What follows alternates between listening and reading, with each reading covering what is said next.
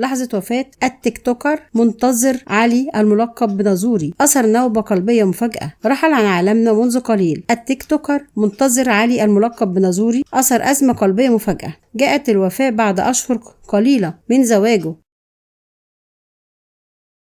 حيث كان قد أعلن الراحل عن زواجه منذ أشهر قليلة من فتاة قال أن بينهما قصة حب استمرت ل3 سنوات. عرف عن الراحل طيبة قلبه وابتسامته التي تعلو وجهه والتي كان يستقبل بها كل أصدقائه وأحبائه. جاءت الأزمة القلبية نتيجة زيادة في الوزن، حيث أن القلب لم يعد يحتمل لتحدث الوفاة فجأة نتيجة أزمة قلبية مفاجئة. رحم الله تيك توكر منتظر علي الملقب بنازوري، وألهم محبيه وزوجته والصبر والسلوان.